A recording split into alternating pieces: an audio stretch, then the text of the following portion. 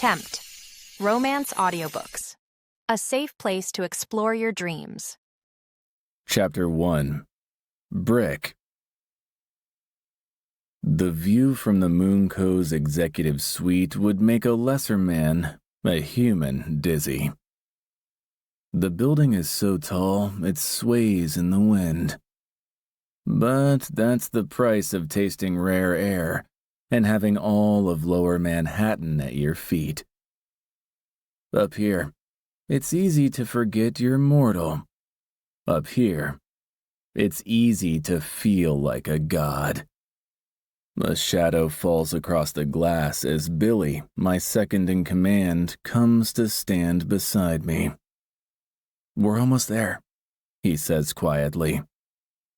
I know he's referring to the vow we made years ago in our dorm at Yale on the worst day of my life. The day my father was murdered and our enemies destroyed everything he'd built. "Almost," I growl. We both stare at the building across from us. The building our enemies erected to taunt us. "We're close." He claps his hand on my shoulder. "The Adelwolfs won't know what hit them." I pivot and take a seat at the head of the conference room table. Billy heads to open the door to signal that the meeting is about to start. The rest of the executive team starts to file in. That's when it hits me. A sweet scent, both bright and citrusy but complex like nutmeg. Mouth-watering. It's on the tip of my tongue to cuss and ream someone out. Perfumes and colognes of any type are banned from the premises. It's stated clearly in the employee handbook, practically on the first page. Billy takes great joy in firing the new hires that forget. But it's not perfume. It's someone's natural scent. But whose? There, by the elevator. New girl. I fired my assistant Friday, which means her assistant, Indira, moved up the ladder. And there's a new starry-eyed college grad in Indira's place. A young woman coolly surveys the top floor. She's no different than any other administrative assistant. Young, professional. She has a short dark brown bob and bold red lipstick. But her scent... I pull it through my nostrils, savoring the flavor. Nutmeg and oranges. Maybe a hint of something exotic like frankincense. "Who's that?"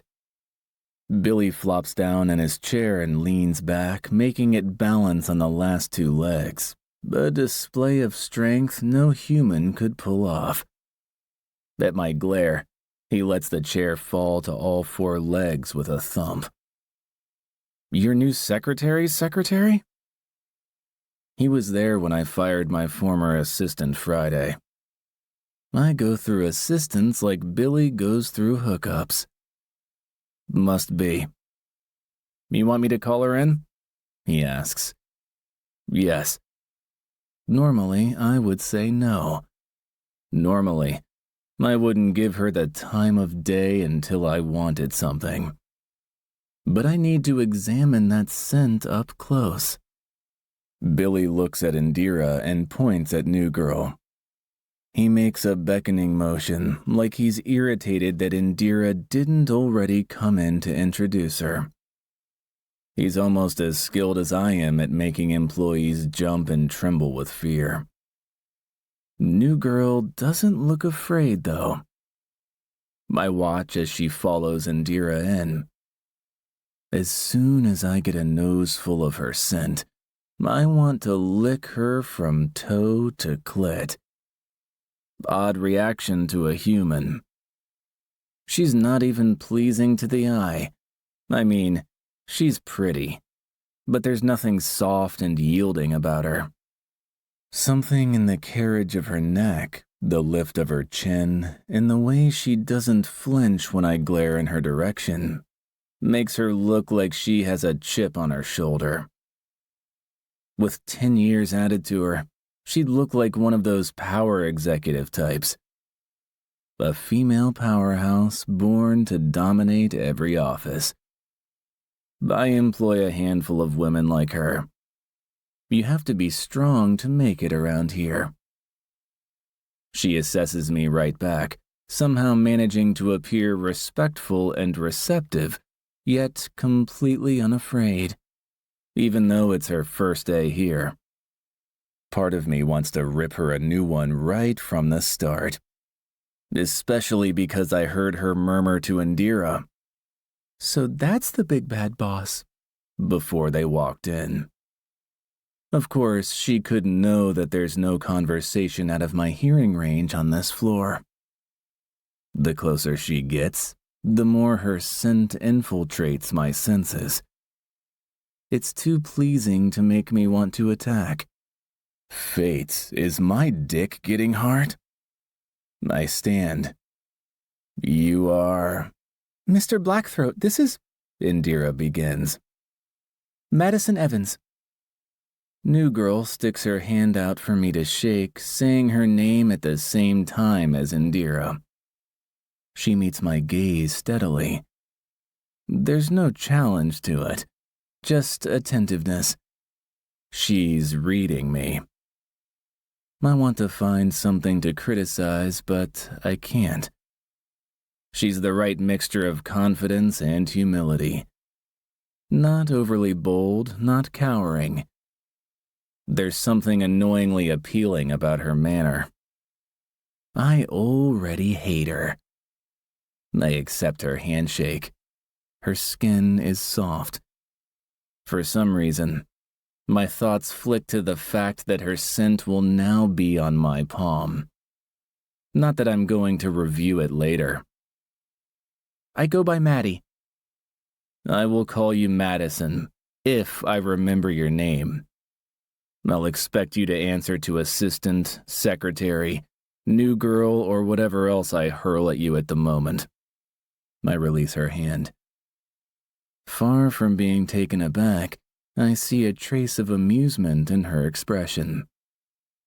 I will answer to all of those. She assures me with a bow of her head. Good. Now take our coffee orders. I flick a brow like she should have already known to do this, even though it's her first day. To Indira, I say, where are the financial reports? Maddie, rule number 1 of dealing with a Wall Street alpha hole.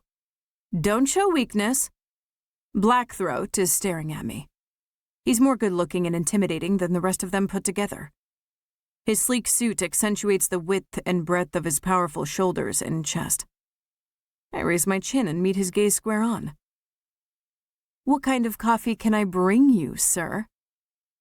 His eyes are dark. He's got a close-clipped beard, and the lines around his eyes make him look older than his 30-some years. The second stretches to infinity. Mr. Blackthroat's glare intensifies. For a moment, a bright sheen flares around his pupils. Must be a trick of the light. Triple espresso.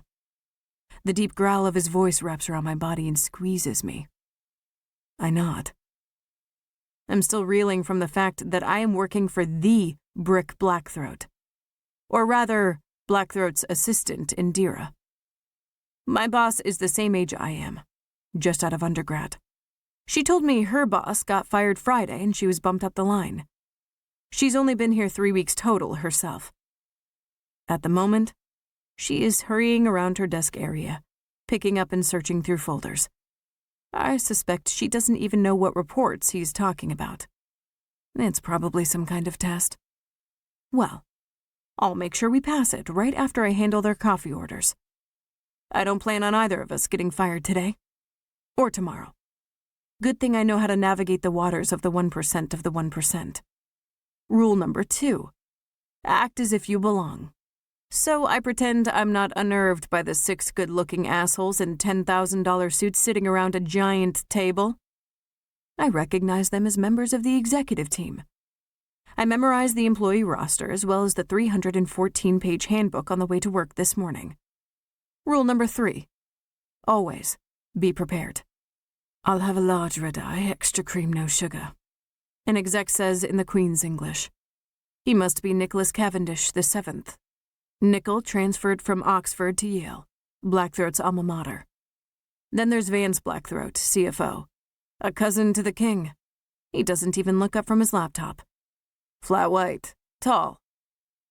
You aren't going to write this down? William Billy White wears a smirk, like he thinks I'm about to bomb this test. He sports dimples in his cheeks and chin and has player written all over him. No, I'll remember, I assure him brightly. I'm not using a pen and paper or entering into a text on my phone as a matter of pride. I have an excellent memory and intend to keep it honed, even if all I'm doing with my Princeton degree is serving a bunch of entitled assholes their coffee. I use the memory device of picturing me setting each paper cup with a label printed with their exact drink in front of them. Okay, he says slowly. I'll have a caramel ribbon crunch frappuccino with whip. Got it. I look politely at the next guy. But Billy interrupts, changing his mind. No, actually make that a tall decaf mocha with only 2 pumps of chocolate. I take 2 more orders when he changes it again. Wait, hold up. I'd like a large latte breve with an extra shot. Got it? The cocky bastard has the nerve to wink. Got it. I turn politely to get the last of the orders and leave the conference room. I find Indira frantically clicking the mouse at her computer. I had to get IT to my former boss's password. Hopefully I can find the reports he needs. Are you okay to get the coffees? Just hit the cafe outside the building. No problem. Good luck with the reports. I'll be right back. 10 minutes later, I'm down the block waiting in line to place the order. I should have ordered ahead on the app. I try not to get fidgety about getting raked over the coals for taking so long. There's nothing I can do at this point except apologize if I'm called out. When I finally make it back with the 2 loaded trays of drinks, I have to set one of the carriers on the floor to open the door to the conference room. Indira's inside, handing out the reports. I serve the coffees, and Billy says, "What is this? Where's my flat white?" My mind spins as I try to figure out if he's screwing with me. He's frowning like he's pissed, but I catch a lip twitch from Vance. He is screwing with me. He totally is. I'm sure of it when he says, "You really should have written down the orders." He shoots a glance in the direction of Blackthroat, as if he's a hunting dog delivering a tasty morsel at his master's feet. I'm the morsel in this scenario. No, I'm good. I've got them all up here. I tap my temple. You ordered a caramel ribbon crunch frappuccino with whip, then changed it to a tall decaf mocha with 2 pumps of chocolate, and then a large latte breve with an extra shot. I wait a beat before I say, but I am happy to go back and get you something else. There may or may not be a tinge of snark in my tone. I lean my hip against the giant thick slab of polished mahogany that makes up the table. Or were you just trying to trip me up? It takes more than a coffee order to confuse me. He doesn't smile, but I hear a snort from across the table and a light chuff of laughter from Vance. I reach across the table to adjust Billy's coffee cup, so the label faces him. Were you a bully in high school too? The very serious, professional, haughty-looking execs suddenly turn into frat boys in a lounge. Or maybe that's what they've always been, but the suits deceived me. Oh, she's a mouthy one. One of them cackles. Serves you right, Nickel says. Are you going to let her get away with that? Billy turns to Mr. Blackthroat. What the actual F? Compared to the corporate culture I've seen everywhere outside of the boardroom, the familiarity within this group shocks me. But then Blackthroat formed the startup with his cousins and friends from college, so I suppose it makes sense. Am I going to let my secretary's secretary hand you your ass when you try to slip her up? Blackthroat folds his arms across his chest. Dear Lord, they are very fine arms, thick and corded with muscle. Yeah, I guess I am. He turns to me. Sit in the corner with Indira. That memory could be useful. I find Indira seated in the shadowed corner by the door and pull up a rolling office chair beside her. At first, I thought I was being sent to the corner as punishment. I murmur under my breath. She rolls her lips inward to keep from smiling. Mr. Blackthroat's gaze flicks to me for a moment and my belly flips. I doubt he heard me. My flutters have nothing to do with fear over losing my job. It's more like excitement over his attention. Score 1 for the assistants. You can listen to the rest of the book in the Tempt Romance audiobooks app, available on the App Store and Google Play. The link to the book is in the description. Discover even more bestsellers and exclusive stories updated weekly, only in Tempt Romance audiobooks.